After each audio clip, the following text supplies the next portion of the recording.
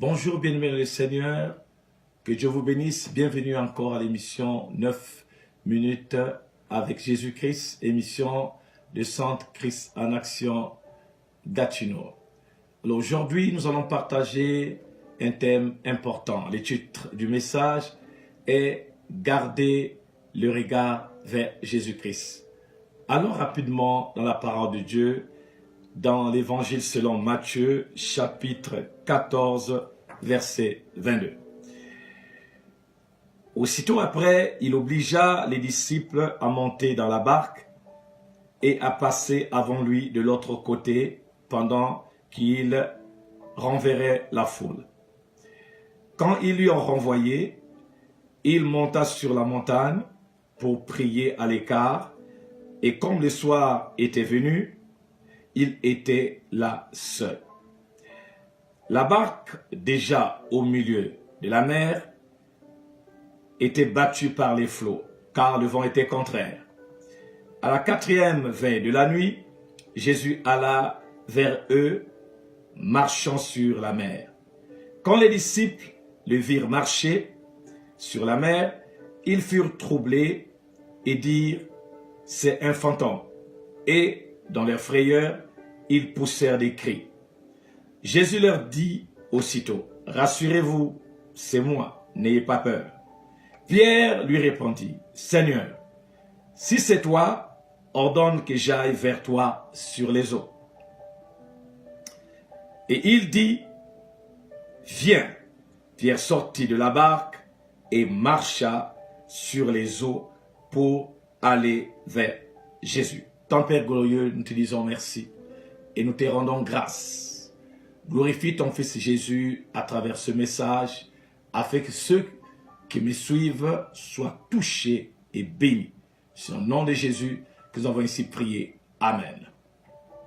Alors, béni dans le Seigneur, la plupart d'entre nous, n'est-ce pas, a déjà écouté certainement cette portion de la parole de Dieu, où nous remarquons que Jésus-Christ, n'est-ce pas, marchait sur les eaux. Mais à travers la portion que nous venons de lire ici, il y a quelque chose de très profond qui retient notre attention. Nous voyons ici, n'est-ce pas, Jésus qui demande aux disciples de prendre la barque et il devait, n'est-ce pas, les revoir à un certain moment donné.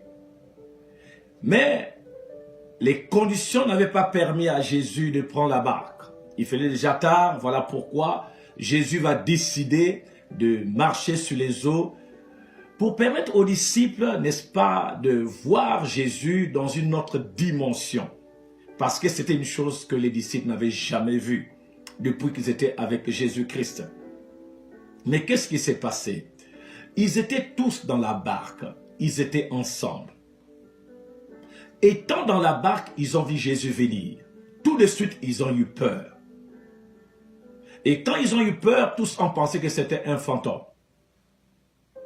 Et il y a une personne parmi eux qui va avoir le courage d'entreprendre une action. Bien-aimé dans le Seigneur, il est important dans la vie chrétienne, n'est-ce pas, d'entreprendre des actions qui vont t'amener à la gloire. Dans ton environnement, certainement, tu auras beaucoup de gens autour de toi qui certainement vont t'empêcher de prendre un certain nombre de décisions. Mais je te dis aujourd'hui, c'est important de prendre les décisions qui sont importantes dans ta vie. Parce que Pierre était avec les disciples. Et les disciples qui étaient avec lui avaient certainement peur. Mais lui, il s'est détaché des autres. Il est important dans ta vie, lorsque tu veux prendre une grande décision, de te déconnecter de ceux qui ont peur, de te déconnecter de ceux qui vont te décourager, de te déconnecter de ceux-là qui ne croient pas. C'est vraiment important, bien-aimé. Et lorsqu'il s'est déconnecté de ces personnes qui étaient avec lui dans la barque, il a avancé et il a dit à Jésus, « Si c'est toi, ordonne que je marche. » Vous voyez, bien-aimé, à chaque fois que tu te déconnectes de ceux-là qui sont des mauvais conseillers, de ceux-là qui n'ont pas la foi, de ceux-là qui ont peur, Jésus va te demander de venir vers lui. Et Jésus va ordonner à Pierre de venir. Et lorsque Pierre va ôter son premier pied, de le poser sur la mer, automatiquement, il va marcher. Bien-aimé, c'est un moment important dans ta vie. Au cours de cette année, il est important que tu poses des actes. Pose des actes qui vont glorifier Jésus-Christ. Ce sont les actes que tu vas poser qui vont te faire vivre le surnaturel de Dieu, mais en gardant le regard vers Jésus-Christ. Parce que celui qui garde le regard vers Jésus-Christ, c'est celui qui va voir Christ se manifester dans sa vie.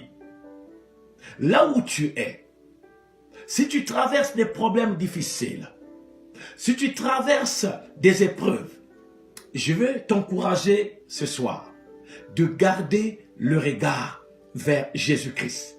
Parce que c'est celui qui est l'auteur et le consommateur de la foi. Si tu es malade, garde le regard vers Jésus-Christ. Parce que Jésus-Christ est la guérison. Si tu as des problèmes de finances, garde le regard vers Jésus-Christ. Parce que c'est celui-là qui était crucifié à la croix. Il était riche. Mais il a exprimé notre pauvreté afin que nous puissions être riches. Voilà pourquoi. C'est ce que la Bible déclare dans 2 Corinthiens 8, verset 9. Garde le regard vers Jésus-Christ. Nous avons l'exemple, n'est-ce pas, dans la Bible, de Anne qui traversait les épreuves. Mais Anne avait gardé le regard vers l'Éternel des armées, qui est le Dieu qui vient au secours lorsque nous traversons les moments difficiles.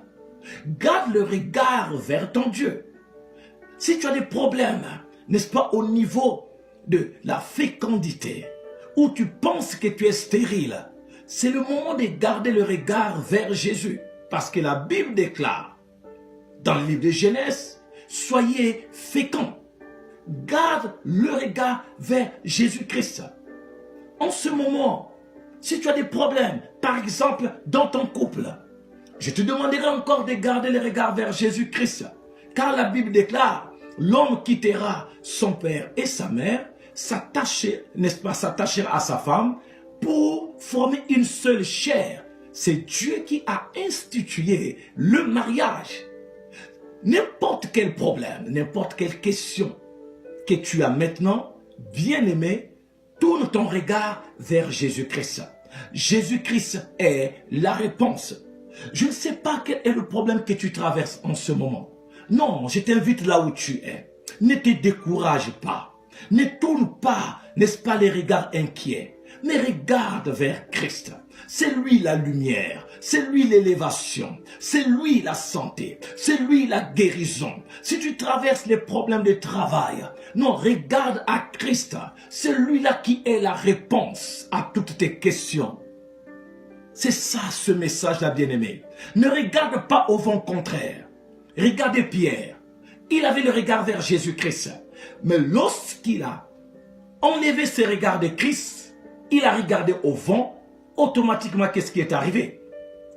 Il s'est enfoncé dans les eaux. Voilà pourquoi je t'ai dit, à chaque fois que tu vas te déconnecter de Jésus-Christ, tu vas regarder les situations, tu vas t'enfoncer dans des difficultés. Tu vas t'enfoncer dans le désespoir. Ne regarde pas au vent. Laisse le vent souffler, mais toi garde le regard vers Jésus-Christ. C'est lui qui est la réponse à toutes les questions que nous nous posons sur la terre. Que Dieu te bénisse. Toi qui es en train de me suivre en ce moment, laisse que la gloire revienne à lui seul qui a envoyé ce message. Je vous dis merci et nous nous verrons certainement dimanche prochain à la même heure. Merci. Que Dieu vous bénisse.